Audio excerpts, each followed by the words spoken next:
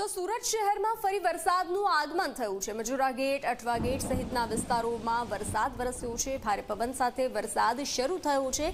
5 દિવસ ભારે વરસાદની સંભાવનાઓ વ્યક્ત કરવામાં આવી છે, તો તંત્રને સ્ટેન્ડ બાય રહેવા આદેશ આપવામાં આવ્યો છે। સુરતમાં વરસાદ શરૂ થતાં ગરબાના ખેલૈયાઓ અને આયોજકો ચિંતામાં મુકાયા છે। મજૂરા ગેટ, અઠવા ગેટ સહિતના વિસ્તારોમાં વરસાદનું આગમન થયું। ભારે પવન સાથે વરસાદ શરૂ થયો છે, ત્યારે ખેલૈયાઓ અને આયોજકો ચિંતામાં મુકાયા।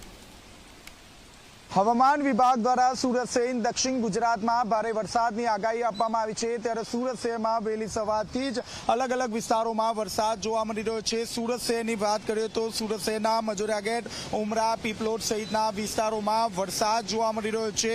હાલમાં પણ સીધા દ્રશ્યો જોઈ શકો છો। ભારે પવન સાથે અઠવા ગેટ વિસ્તારમાં વરસાદ વરસી રહ્યો છે। જે રીતે પવન ફૂંકાઈ રહ્યો છે, ત્યારબાદ જે ઓપન સ્પેસમાં નવરાત્રીનું આયોજન કરનાર જે સંચાલકો છે તેને ભારે નુકસાન સહન કરવાનો વારો આવ્યો છે। હાલમાં પણ જે બાઇક પર જનારા જે લોકો છે તેને ભારે પવનના કારણે હાલાકીનો સામનો કરવો પડી રહ્યો છે।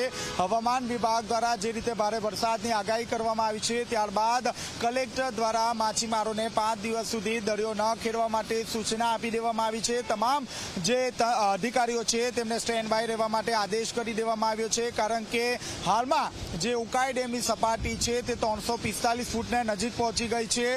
હાલમાં 1.5 લાખ ક્યુસેકથી વધુ જે પાણી છે તે તાપી નદીમાં છોડવામાં આવી રહ્યું છે, જેને કારણે તાપી નદીએ પણ રૌદ્ર સ્વરૂપ ધારણ કર્યું છે।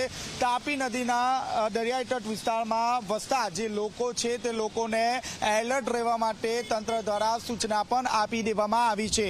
કેમેરામેન વિજય બેસાણી સાથે ચેતન પટેલ, ઝી મીડિયા, સુરત।